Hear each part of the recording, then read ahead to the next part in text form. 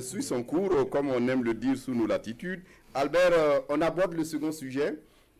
L'ancien ministre de la Jeunesse et ancien ministre également de la Défense, incarcéré à la MACO, la maison d'arrêt et de correction, et quelques temps juste avant cette incarcération, il a même annoncé ça sur sa page Facebook où il dit, je cite, « Je tiens à informer l'opinion publique suite à une plainte du RENLAC, je me suis mis à la disposition de la justice afin que la vérité soit manifestée dans les affaires me concernant. » Et il avait réagi sur sa page Facebook. Est-ce que ça ne paraît pas comme une sorte d'arrangement?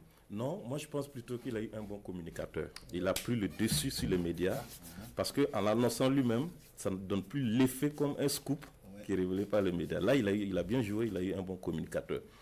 Mais on retiendra également que c'est le plus gros, c'est le gros poisson de cette loi-là de délit d'apparence, parce qu'elle a été adoptée, je crois, en 2015 sous le CNT, et je pense que c'est la première victime en attendant. Dans tous les cas, l'histoire retiendra que c'est la première victime.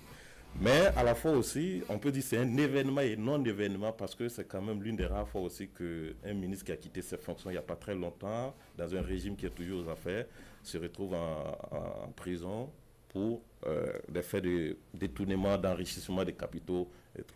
Mais moi, ce qui me dérange un peu, depuis le début de cette affaire, j'avais dit non.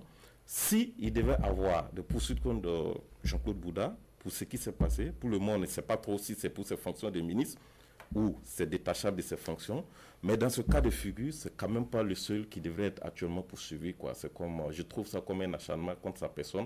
Il faut élargir le dossier et puis voir dans la chaîne qui sont susceptibles également d'être complices de ce monsieur-là et puis voir jusqu'où on peut mener ce dossier-là.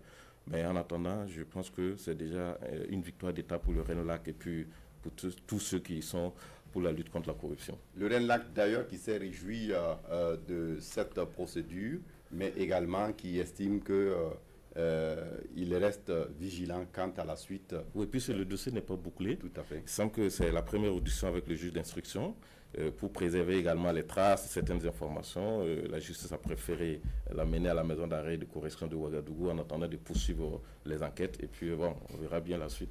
Oui, Dieudonné. Oui, bon, nous l'avons dit dans notre éditorial dès le lendemain du dépôt de l'ex-ministre de la Défense. Bon, ça signifie quand même une indépendance de la justice. Quoi qu'on dise maintenant, bon, il faut que cette indépendance serve à beaucoup de choses, mais pas seulement.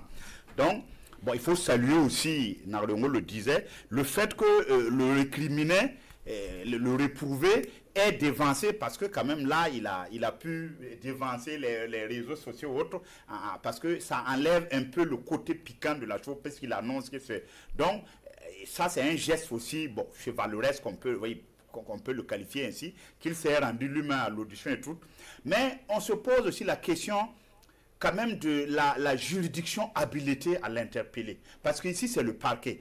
Or